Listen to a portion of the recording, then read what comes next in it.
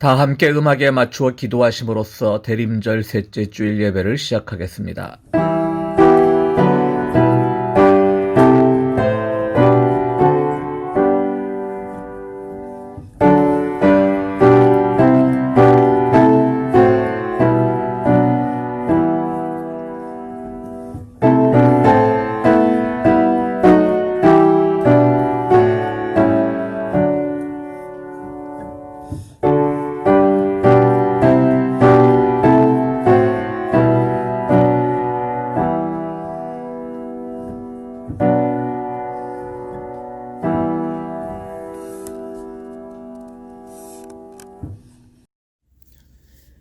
사랑과 은혜의 하나님 감사합니다. 오늘도 우리를 이 거룩한 예배의 자리에 불러주시니 감사하며, 비록 몸은 떨어져서 각자 있는 처소에서 예배하지만 평화의 예배 공동체로 한마음 한소망으로 예배할 수 있도록 거룩한 성령께서 우리와 함께 해주시기를 간절히 빕니다. 하나님, 지금은 대림절 기간이고요. 아기 예수의 탄생을 우리가 준비하는 가운데 있습니다. 이 시대에 우리에게 주어진 참 구원의 메시지가 무엇인지, 구원의 실체가 무엇인지, 아기 예수의 이 땅에 오시는 그 의미가 무엇인지 다시 한번 깊이 믿음의 눈을 떨어 발견할 수 있도록 도와주시고, 이 어려운 시대 가운데 우리가 그리스도의 사람들로서 구원의 메신저로서 그 몫을 감당해낼 수 있는 귀한 대림절, 또한 성탄절 시즌이 될 수 있도록 우리와 함께 주옵소서. 2020년 이제 조용히 저희가 마무리할 때가 되었습니다. 에베네셀 하나님, 지금까지 인도해 주신 그 하나님의 은혜에 감사합니다. 코로나로 인한 많은 어려움과 고난들이 지금도 있고 앞으로도 해결되지 않았지만, 하나님, 그러나 우리가 믿음으로, 삶의 지혜로움으로, 그리고 참 선이 무엇인가를 고민하는 마음으로 잘 이겨낼 수 있도록 은혜를 주시니 감사합니다. 앞으로 우리가 이 코로나의 굴레에서 벗어날 때까지 우리에게 더 큰 믿음, 더 큰 하늘의 소망, 그리고 지혜로움, 그리고 우리에게 강건함을 허락해 주셔서 잘 극복해낼 수 있는 우리 모든 교우들이 될 수 있도록 은혜를 더하여 주옵소서. 2020년 주신 은혜 감사하며, 2020년 동안 함께 해주신 그 하나님의 사랑을 다시 한번 마음 깊이 간직하여 새로운 해를 전망할 수 있는 믿음의 사람들이 되게 해 주옵소서. 하나님, 이 시간 간절히 기도합니다. 우리 평화의 교회 길동무 회원들을 위해서 기도합니다.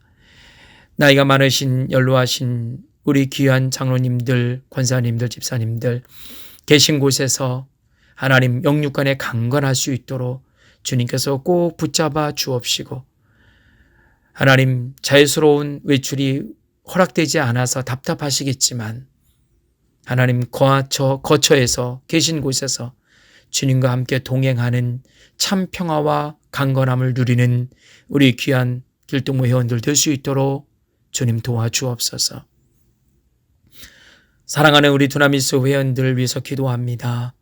어려운 상황이지만 각자의 삶의 일터에서 땀 흘리며 있습니다. 하나님께서 친히 울타리가 되어주셔서 안전지대에 거하게 하시며, 하나님이 주신 그 은혜의 장중 안에 주어진 삶의 몫을 감당해내는 우리 두나미스 모든 회원들 될 수 있도록, 그리고 그들의 가정이 될 수 있도록 친히 주 성령이여 인도해 주옵소서.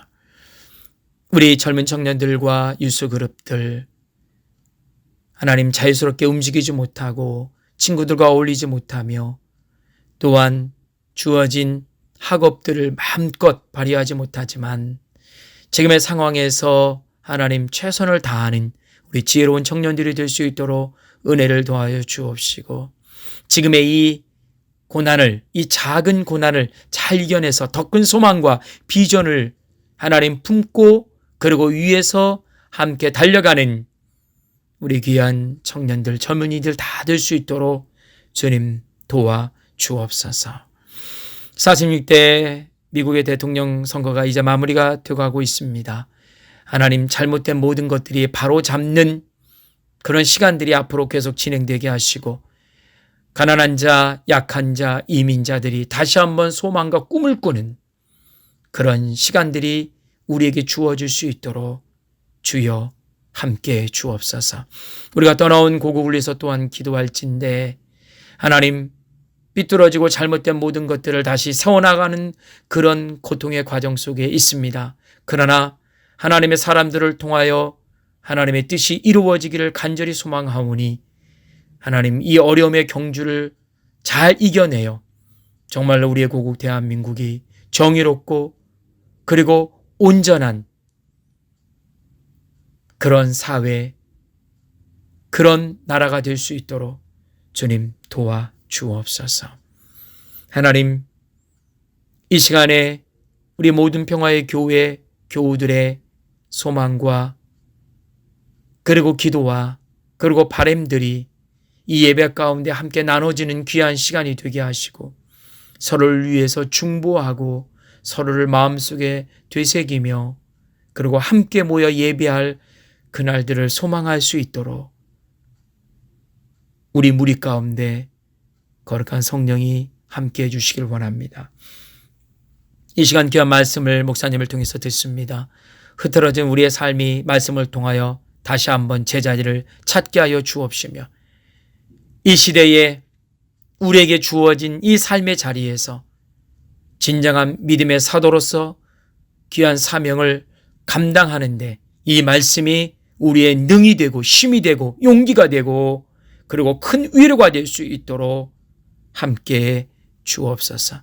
귀한 말씀을 전하시는 목사님에게 영육간의 강건함을 더하여 주시고 교우들을 위해서 기도하실 때마다 주님의 몸된 교회를 이끄실 때마다 늘 하나님이 주신 지혜와 믿음으로 하나님 늘 승리하는 목사님 되게 주옵소서. 오늘도 우리 예배 가운데 함께 하실 줄 믿습니다. 오늘도 우리를 향하신 하나님의 거룩한 은혜를 또한 마음속에 담습니다. 늘 주님과 동행하는 아름다운 삶이 되게 해 주옵소서. 감사합니다. 사랑 많으신 예수님의 이름으로 간절히 기도드립니다. 아멘.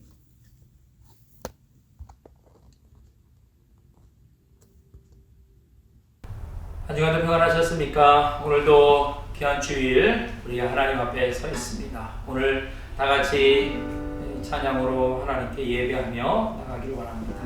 함께 드릴 찬양이요 매일 스치는 사람들 오 신실하신 주 이렇게 찬양하겠습니다. 한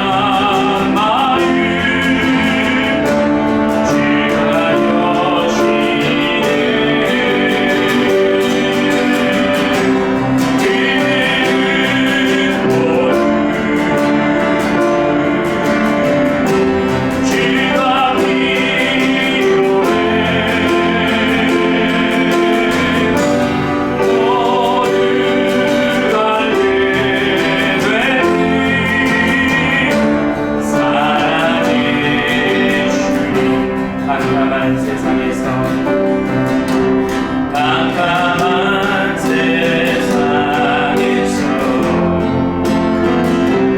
빛으로 금방한 잃어버린 자들과 나누라고 하시는 주의 사랑으로만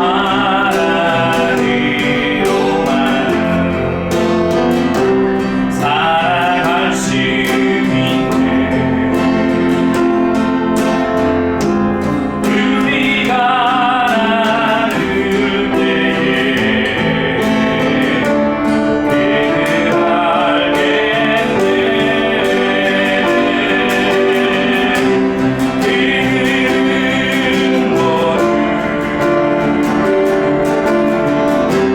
주가 필요해. 깨지고 사면 마음 주가 여시네. 그는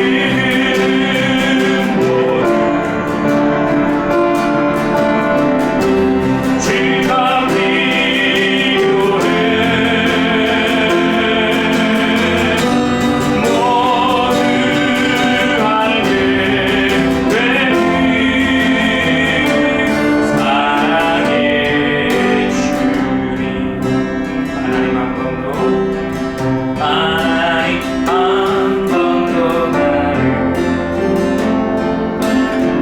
실망시킨 적 없으시고 언제나 공평과 은혜로 나를 지키셨네.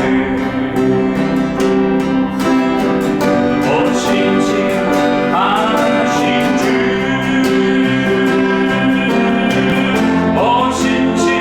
신실하신 주, 내 너를 떠나지도 아니리라. 내 너를 버리지도 아니리라. 약속하셨던 주님, 그 약속을 지키사 이후로도 영원토록 나를 지키시리라 확신하네. 지나온 모든 세월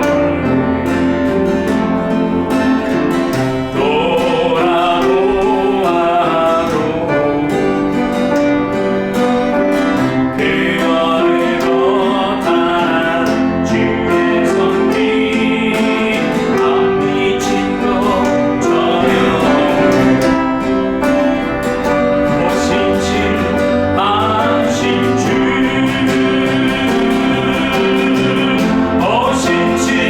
신실하신 주, 내 너를 떠나지도 아니리라. 내 너를 버리지도 아니리라. 약속하셨던 주님, 그 약속을 지키사 이후로도 영원토록 나를 지키시리라 확신한 이후로도 영원토록 나를 지키시리라 확신하네.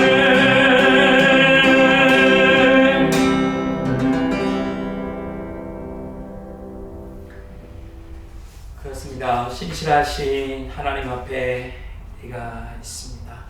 함께 찬양할까요? 주께서 분보자에 앉으셨는데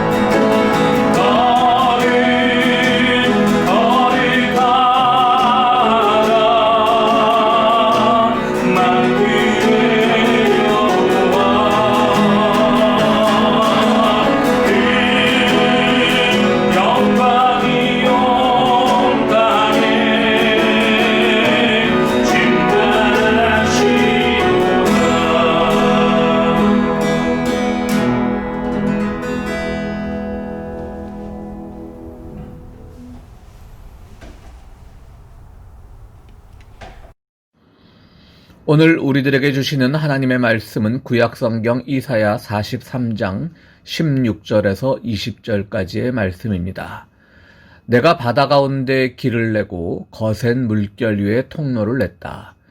내가 병거와 말과 병력과 용사들을 모두 이끌어내어 쓰러뜨려서 다시는 일어나지 못하게 하고 그들을 마치 꺼져가는 등잔 심지같이 꺼버렸다. 나 주가 말한다. 너희는 지나간 일을 기억하려고 하지 말며 옛일을 생각하지 말아라. 내가 이제 새 일을 하려고 한다. 이 일이 이미 드러나고 있는데 너희가 그것을 알지 못하겠느냐. 내가 광야에 길을 내겠으며 사막에 강을 내겠다. 들짐승들도 나를 공경할 것이다. 이리와 타조도 나를 찬양할 것이다. 내가 택한 내 백성에게 물을 마시게 하려고 광야에 물을 대고 사막에 강을 내었기 때문이다. 아멘. 주님의 오심을 기다리는 대림절은 주님의 초림, 그러니까 아기 예수로 이 땅에 오신 것, 그리고 주님께서 세례 요한에게 세례를 받으시고 본격적인 사역을 시작하는 것, 그리고 언젠가 다시 오실 주님의 재림, 이 모든 기다림을 종합해서 경험하는 절기가 바로 대림절입니다. 그래서 그 대림절기에는 처음으로 메시아의 오심을 예언했던 이사야서도 강조가 되고요. 또 세례 요한의 사역도 기억이 됩니다. 이렇게 기다림을 강조하는 것은 그만큼 기다림이 간절하다는 뜻이기도 하고요. 또 더디 온다는 이야기도 됩니다. 그럼에도 불구하고 우리는 2000년 전, 더 길게는 이사야 시대까지 거슬러 올라가면 약 2600~700년 전부터 그 기다림을 지속해 오고 있으니까 그것은 매우 신비한 사건임에는 틀림없습니다. 신비한 사건인 만큼 그것이 주는 의미도 매우 뜻깊은 것이겠지요. 그러나 아기 예수의 탄생은 세상의 어떤 영웅신화보다도 초라한 사건입니다. 참 우리가 성탄절 되면 늘 말씀 나누듯이 정말 말구유, 또 정말 누구도 환영하지 않는 그의 탄생, 이런 것들 종합할 때 정말 어느 영웅신화와 비교해도 잘난 것이 하나도 없는 그런 좀 초라한 이야기이면 틀림없습니다.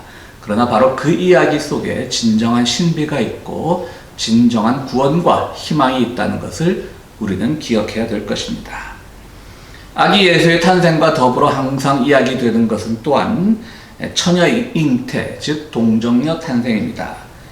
이것은 세상을 구원할 메시아와 그 어머니의 순결을 강조하기 위한 예언이지만 그것은 또한 다른 의미로 보면 약하다는 의미도 됩니다. 농경사회에선 솔직히 아이 잘 놓는 여인이 가장 환영받는 여인이죠. 노동력을 생산해야 되니까요. 그러니까 높은 노동 생산성을 제공할 수 있는 여인이 가장 그 공동체에서 환영받던 여인이었다면 젊은 여인, 그러니까 이사야서에 나오는 그 처녀가 아이를 낳을 것이냐 할 때 그 처녀는 정확하게 해석하면 젊은 여인이라는 뜻이거든요. 그러니까 그 젊은 여인은 검증되지 않은 것이죠. 아직 아이를 낳아본 적도 없고 검증되지도 않았으니까 농경사회에서 환영받는 여성상은 아니라는 것이죠. 지금 얘기가 아닙니다, 여러분. 농경사회 얘기입니다. 고대 농경사회 얘기. 그러니까 이거는 아기 예수와 또 그의 어머니의 어떤 순결성과 동정성을 강조하는 본문이기도 하지만 동시에 그만큼 검증받지 못한 아주 취약한 여성이었다는 의미도 되는 겁니다. 그런데 그 여성을 통해서 아기 예수, 즉 메시아가 태어납니다. 즉 우리가 세상을 살아가면서 생각할 것은 반드시 어떤 생산성, 어떤 결과가 있는 결과지상주의, 이런 삶이 아니라 아기 예수를 통해서 대표되는 또 상징되는 그런 희망의 메시지도 매우 중요하다는 것을 우리는 동정녀의 비밀에서 발견할 수가 있는 것입니다. 그러니까 여러분들 그 동정녀 탄생을요, 우리가 보수적인 신앙이라면 다 믿지만 또 진보적인 신앙에는 동정녀 탄생이 어떻게 가능하냐 이렇게 꼭 또 따져 묻는 분들이 있는데요. 우리는 그것이 옳으냐 그르냐 과학적으로 또는 의학적으로 가능하냐 불가능하냐를 따지는 게 성경이 아니에요. 제가 늘 말씀드리지만 왜 굳이 동정녀 탄생이란 걸 예언을 통해서 이사야 때부터 얘기가 되어 왔고, 그것이 신약 시대에 또 그것을 그대로 받아서 동정녀라는 것을 강조를 했을까? 그 숨은 함의는 무엇일까를 우리가 발굴해내는 것이 신학적인 작업이고 신앙적인 고백인 것이지, 거기서 야 동정녀 탄생은 말이 안 돼, 과학적으로 말이 안 돼, 또는 한편으로 다 동정녀 탄생이 절대 진리야, 이렇게 할 필요가 없다는 것이죠. 우리는 그것을 진리로 받아들이되 과학적 의학적 진리가 아니라 바로 구원의 진리, 상징적 진리, 은유적 진리로 받아들일 수 있다는 그 말씀입니다. 그런 점에서 예수님의 탄생은 새로운 길, 새로운 가치의 창조를 의미하는 것이죠. 약함에서 강함이 나오는 것이고, 정말 경험해보지 못한, 아이를 많이 낳아서 생산성을 많이 경험해보지 못한 여인이 아니라 그렇지 못한 여인에게서 오히려 새로운 가치와 더 큰 희망이 나온다는 것을 보여주는 그런 사건이라는 것을 우리는 알아야 됩니다. 오늘 본문은 이렇게 시작합니다. 내가 바다 가운데 길을 내고 거센 물결 위에 통로를 내었다. 내가 병거와 말과 병력과 용사들을 모두 이끌어내어 쓰러뜨려서 다시는 일어나지 못하게 하고 그들을 마치 꺼져가는 등잔 심지같이 꺼버렸다. 나 주가 말한다. 여러분 무슨 말씀이죠? 기억나시죠? 이거 무슨 말씀하실 때 이런 말씀 잘 하셔요. 출애굽 사건을 상기하라는 말씀이죠.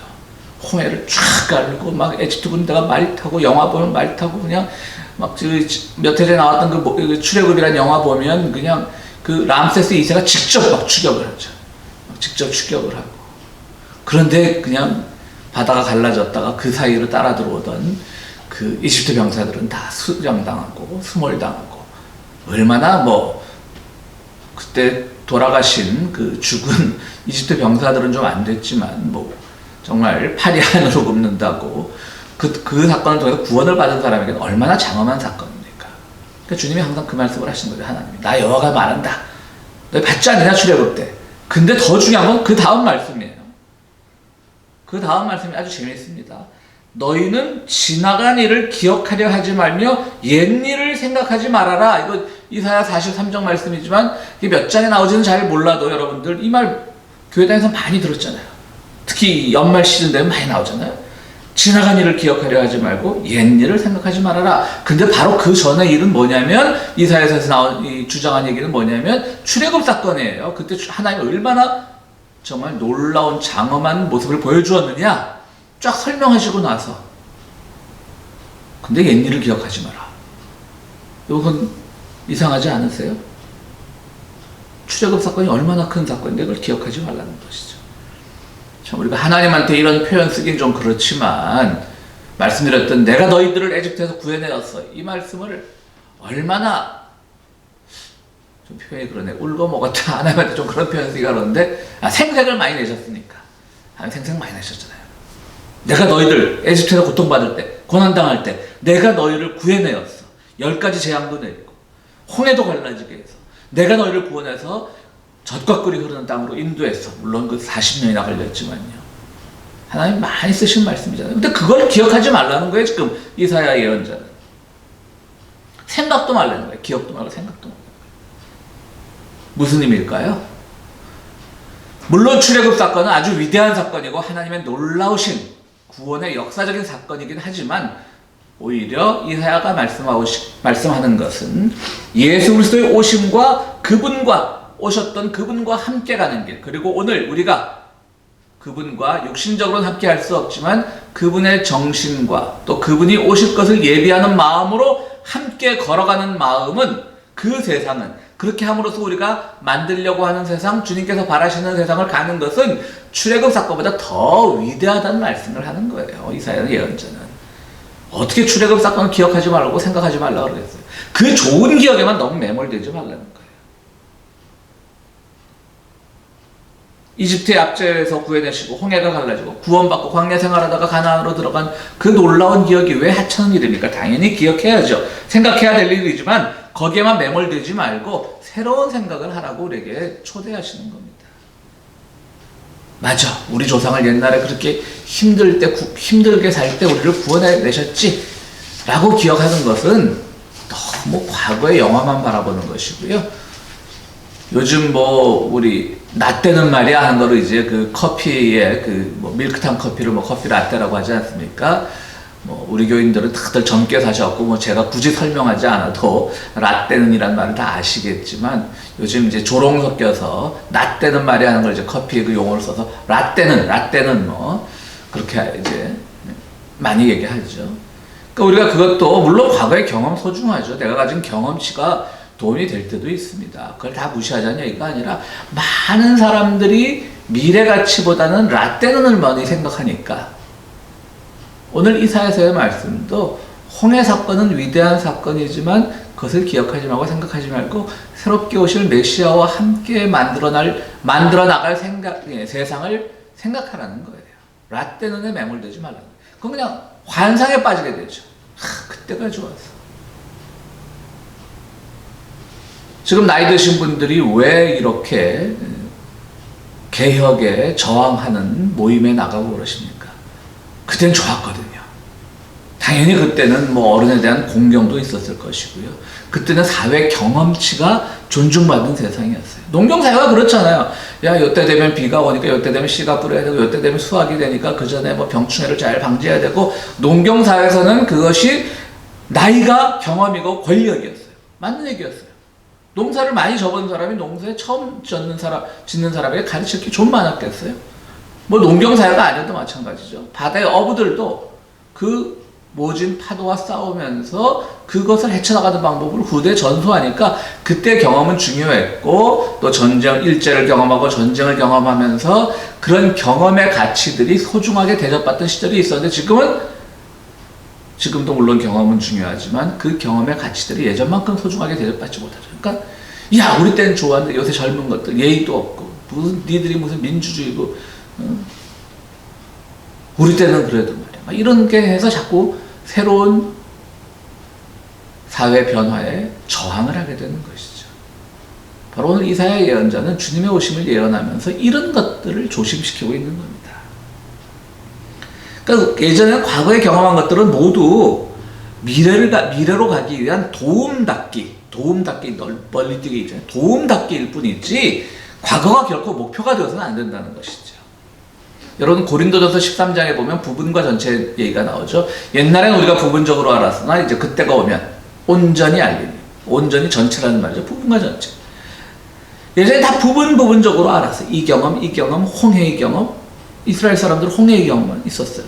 홍해의 경험, 또 뭐 다윗의 경험, 뭐 이런 얘기만 가지고 있다가 그것을 다 종합을 해서 거기서 정말 뭐 다윗이 죄를 지은 사건들, 광야에서 또 하나님의 말씀을 어기고 죄에 빠졌던 그 모든 부분적인 기억들을 다 모으라고 하는 얘기죠. 그때 홍해를 건널 때 그 놀라웠던 하나님의 그 웅장한 그 역사만 기억하지 말고 나빴던 기억들도 다 모아서 하나의 전체적으로 온전한 기억을 창조해서 그 온전한 기억을 도움닫기 삼아서 미래로 나가라고 하는 겁니다. 여러분 홍해를 건널 때는요 물이 갈라졌잖아요. 그럼 그 바닷물이라고 하는 진료가 있었어요. 진료가 있어요. 물이 있으니까 갈라지는 거예요. 근데 오늘 말씀에서 뭐예요? 사막에서 강이 나온다고. 사막은 물이 아예 없는 곳이에요. 그러니까 거의 창조 사건이나 마찬가지죠. 무에서 창조하셨잖아요. 홍해가 갈라지는 건 창조 사건만은 못한 거예요. 왜? 물이라는 진료가 있었으니까 갈라지고 말고 하죠. 그런데 사막에서 강이 흐른다는 것은 정말 창조 사건처럼 무에서 물이 생긴다는 거예요. 그만큼 놀라운 사건이 벌어지니까 진료에서 일어난 그런 무에서의 창조가 아니라 유에서 일어난 출애굽 사건 같은 것들은 하나의 부분적인 기억으로만 놔두고 온전한 새로운 기억으로 우리가 무장하자. 새로운 생각으로 무장하자. 새로운 희망으로 무장하자. 이렇게 말씀하고 계신 겁니다. 지난해 우리가 코로나 사태로 얼마나 지금 힘들게 우리가 보내고 있습니까? 정말 엄청나게 나쁜 기억이죠. 광야에서 정말 많은 사람들이 전염병으로 죽고 전쟁에서 죽고 불뱀에 물려 죽고 그런 것만큼 나쁜 기억이 있죠. 그러나 그런 나쁜 기억도 우리가 또 하나하나 그 기억을 부분적으로 다 종합해보면 온전한 희망이 된다라고 하는 것입니다. 물론 많은 분들이 이 과정에서 목숨도 잃고 정말 그 목숨을 잃은 하나하나의 또 가정의 이야기들을 보면 눈물 없이 들을 수 없는 그런 이야기도 있겠지만요. 우리가 그 슬픔과 그 분노와 그 두려움에만 멈춰버린다면 우리의 미래는 보장할 수 없게 되는 것이죠. 그래서 오늘 주님은 이렇게 말씀하십니다. 이사야 말씀을 통해서요. 내가 이제 새 일을 하려고 한다. 이 일이 이미 드러나 있는데 너희가 왜 그것을 알지 못하겠느냐. 내가 광야에서 길을 내겠으며 사막에 강을 내겠다. 한번 믿어라 이거예요. 무에서 유를 다시 한번 창조하겠다는 얘기예요. 하나의 진료가 있는 사건으로부터 새로운 사건이 나오는 것이 아니라 전혀 경험해보지 못한 코로나 같은 것이 있었다면 전혀 경험해보지 못한 새로운 세계가 열린다는 희망을 가지고 우리가 이 대림절 기간을 보내야 되는 거예요. 여러분 진창현이라는 분이 있어요. 아주 유명한 분인데요. 사실은 우리에게 많이 알려져 있지 않은 분이죠. 이분이 1929년생이고 지금은 이제 고인이 되셨는데요. 다들 일제시대 때 가난했죠. 일제강점기에 가난했는데 이분이 경북 김천인가 그쪽에서 동네 이제 옛날에 약장스러 오지 않습니까? 근데 우리나라 사람들이 그 바이올린에 능했나요? 참 저도 제가 직접 본 기억인지 아니면 영화 같은 걸 통해서 본 기억인지 확실하진 않지만 동네 약장수들이 오면 꼭 바이올린을 키죠. 그래서 동네 사람들은 깽깽이라 그랬나 바이올린을. 지금은 얼마나 고급스러운 그 클래식 악기입니까? 근데 깽깽이라고 그랬죠. 근데 이 약장사들이 항상 이 바이올린 연주 많이 했죠. 상당히 어려운 악기인데 우리나라 사람들이 정말 그냥 어깨너머로 배워도 흥겨운 노래를 연주할 만큼 음악성이 있는 모양입니다. 근데 이제 이거 진창현이란 분이 시골에서 일제강점기 때 그 약장사들한테 바이올린 소리를 듣고 거기에 반해버린 거예요. 그래서 수소문에서 어떻게 하다 거기 그 마을에 바이올린을 가르치는 일본 선생이 있어서 거기 가서 막 초등학교 그때 보통학교였겠죠. 보통학교 4학년 때부터 막 가르쳐달라고 막 떼를 쓴 거예요. 그러다 이제 이분이 또 돈을 벌기 위해서 일본으로 건너가서 또 고생하면서 공부를 했고 일본의 그 메이지 대학도 졸업을 하고 근데 이분이 어릴 때부터 배운 그 바이올린을 잊을 수가 없는 거예요. 거기다 이제 메이지 대학을 나와서 학교에 이제 이분이 종전되고 우리로 하면 해방이죠. 해방이 되고 한국으로 귀국을 하지 않고 일본에 머물렀어요. 그런 분들 많잖아요. 그냥 제1조선인들이 많잖아요. 그래서 이제 이분이 일본에 머물면서 대학 졸업하고 일본에 취직을 하려고 하는데 교원, 선생으로 취직을 하려고 하는데 안 되는 거예요. 차별이 심해가지고. 그래서 뭘 할까 하다가 갑자기 바이올린 생각이 난 거예요. 어릴 때부터 좀 해본. 그래서 바이올린 제작자가 돼봐야 되겠다. 그런데 마침 제가 살던 동네 근처에 바이올린 공장이 있었던 거예요. 근데 가다 보면 이제 바이올린 공장에 접근할 수 없고 노동자들이 퇴근할 때 바이올린에 대해서 물어보는 거예요. 바이올린을 어떻게 만듭니까? 그러면은 아무도 아는 사람이 없어요. 조선인이라서 안 가르쳐 주는 게 아니라 아무도 아는 사람이 없는 거예요. 왜냐하면 이게 분업화가 되기 때문에 정말 장님 코끼리 만지기라 그래야 되나요? 나 오늘 몸통만 만들었는데? 난 오늘 줄 조이는 요거만 플러스 요거만 만들었는데? 나는 오늘 그 몸통에 홈 파는 그거만 했는데? 다들 다 다른 거예요. 나는 밑판만 만들었는데, 나는 윗판만 만들었는데, 이러저러 이 사람이 그걸 다 종합을 한 거예요. 진창현 선생이. 다 종합을 해서 자기가 혼자서 해본 거예요. 분업이 아니라. 그래서 이 진창현 선생을 평가하는 분들은 그는 바이올린을 만든 사람이 아니라 바이올린을 창조한 사람이라고 하는 거예요. 왜? 이렇게 있는 걸 다 조합한 게 아니라 자기가 기억으로 들은 것을 다 이렇게 하나하나 분업화 시대에 그는 혼자 다 만들었고 드디어 10개를 만들어서 이제 동경으로 올라와서 유명한 바이올리니스트를 찾아갔는데 거기서 합격을 한 거예요. 그래서 어느 정도 성공을 했죠. 그래서 이제 경북 김천으로 돌아왔어요. 금유환영을 한 거예요. 일본에서 이제 유명한, 일본에서도 인정받는 바이올린 그 제작자가 되는 거예요. 그런데 고향에 돌아왔더니 일본에서 오래 있다 오니까 뭐예요? 조총련 생각이 나는 거죠. 저 빨갱이다 그래갖고 잡혀갔어요. 정보기관에. 모든 고문, 거의 죽음에 이르는 고문을 받고 혐의가 없어서 그냥 쫓아냈어요. 그리고 바이올린 제작자라 그러니까 자기들도 이거 함부로 잡아낼 수는 없었겠죠. 다시 일본으로 왔어요. 그때 죽을 고비를 넘기면서 그분은 다시 거기서부터 새롭게 시작했다는 거죠. 그 죽을 고비를 넘길 때 그 경험들도 바이올린 제작에 큰 힘이 됐다는 거죠.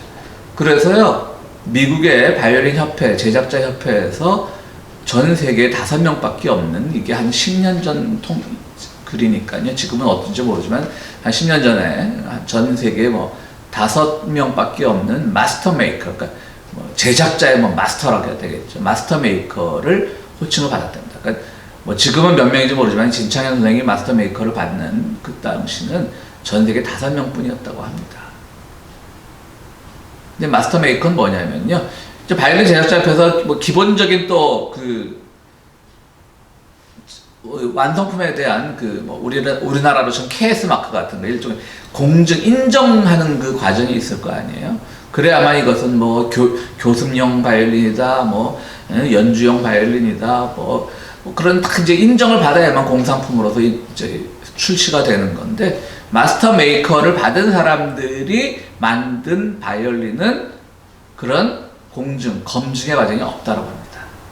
그냥 내가 만들면 그냥 나가서 팔아도 됩니다. 그렇다는 거죠. 그래서 어떤 분들은, 여러분 뭐 바이올린 잘 모르는 분들도 스트라디바우스인가요? 스트라디바우스? 하여튼 그 유명한 분이 있잖아요. 그 바이올린 제작도 하고, 그분은 아주 그 악기는 비싸다고 하죠. 그분에게 가장 근접한 그런 바이올린 제작자다. 스트라디바리. 제가 좀 이렇게 외국 사람이 이름 외우는 좀 약합니다. 스트라디바리. 그 가장 근접하다는 평가를 받고 있고요. 우리나라 뭐 하면 그 뭐 정명훈 씨, 지휘자 정명훈 씨다. 그 남매되는 정경화 연주자다. 강동석 연주자. 그다음 뭐 아이작스턴이라고 많이 들어보셨을 거예요. 또 로스트로포비치, 뭐 이런 분들도 이 진창현 바이올린을 쓰고 있는 사람들이라고 합니다. 특히 이분은 또 그래서 외국인으로는 처음으로 일본 고등학교 영어 교과서에 이분의 이야기도 실려 있다고 합니다. 이분의 부분의 경험은 뭡니까? 정말 바이올린 클래식 연주자들이 들으면 정말 하찮은 경험이죠. 동네 찾아온 약장수로부터 배웠어. 그리고 또 일제강점기인데 뭐 친일에 뭐 보통 학교 4학년이니까 친일하긴 그렇지만 어쨌든 뭐 나중에 또 말을 만들어내면 좀 뭐 일본 사람한테 가서 매달려서 일본 사람한테 좀 도움을 받았어. 그리고 또 다시 해방된 이후에 고문을 받고 사경을 헤맬 정도가 됐고, 왜 이런 모든 기억들이 다 모여서 정말, 그 다음에 그런 공장 노동자로부터 들은 이야기들, 나는 밑판만 만들어서, 나는 윗판만 만들어서, 나는 뭐 줄 조이는 것만 만들었어, 뭐 이런 모든 경험들이 다 모여서 하나의 온전한 전체를 만들었다고 하는 것이죠. 오늘 이사야서 말씀은 바로 그겁니다. 그것은 거의 무에서 창조하는 것과 다름없는 창조의 사건이라고 하는 것이죠. 사랑하는 성도 여러분, 대림의 계절은요, 그냥 주님 어서 오시옵소서, 우리 굉장히 힘듭니다, 살기가 힘듭니다, 빨리 오셔서 우리를 어떻게 해주십시오 라고 하는 게 아닙니다. 주님 오시옵소서, 주여 오시옵소서. 우리가 과거의 생각에, 과거의 부분적인 기억에, 그것이 좋은 기억이든 나쁜 기억이든 머무르지 않겠습니다. 새로운 기억을 창조하려고 합니다. 무에서 뭔가를 창조하려고 합니다. 주님 도와주시옵소서. 주께서 오심이 바로 그런 의미 아니었습니까? 말구유 사건이 그런 의미 아니었습니까? 오시옵소서, 도와주시옵소서 라고 희망 섞인 기다림을 나누는 계절이 바로 대림절입니다. 성도 여러분, 우리가 이 코로나 전국에도 코로나가 주는 그런 나쁜 기억조차도 우리가 주님이 주시는 희망 안에서 새로운 기억으로, 미래에 대한 창조의 발돋움으로, 도움닫기로 사용될 수 있다는 그 믿음을 가지고 여러분들 이 대림절 기간을 정말 이겨내는 그런 기쁨이 있게 되기를 간절히 바랍니다. 기도하시겠습니다. 거룩하시고 자비로우신 아버지 하나님, 오늘 주님께서 우리들에게 이사야 선지자를 통하여 주신 그 말씀을 통하여 우리가 참으로 함께 나누기를 원합니다. 주님, 우리의 기억에는 지난 한 해의 기억뿐 아니라 우리가 살아온 연수만큼의 기억에는 나쁜 기억도 있고 좋은 기억도 있고 슬픈 기억도 있고 기쁜 기억도 있지만, 그 모든 기억들, 나쁜 기억, 슬픈 기억은 우리가 버려버리고 좋은 기억, 즐거운 기억만 기억하는 것이 아니라 그 모든 것들을 종합해서 잘 마치 옷감을 짜듯 짜서 직조해서 우리의 새로운 미래를 향한 도움닫기가 될 수 있도록 우리를 축복하여 주시옵소서. 그것을 믿고 기다리는 기간이 대림절이라는 것을 우리는 압니다. 주여 도우시고 우리에게 새로운 희망을 주시옵소서. 예수 그리스도 이름으로 기도드리옵나이다. 아멘. 예, 교회 소식 전해드리겠습니다. 한국에는 눈이 많이 왔다 그래요. 그래서 뭐 페이스북을 보니까 한국에 계신 분들이 눈 소식을 많이 전하던데요. 뭐 우리 캘리포니아에 살면서는 뭐 적어도 이 남가주에 살면서는 눈을 구경할 일이 없죠. 뭐 예전에 우리가 좀 학생들이 많을 때는 유스그룹이 많을 때는 뭐 스키장도 가고 그랬는데 뭐 지금은 뭐 많고 적고를 떠나서 이제 교회 모일 수가 없고 그런 단체 행동을 못 하니까요. 지금 많이들 어려워들 하시는데요. 여러분 희망을 가지시고요.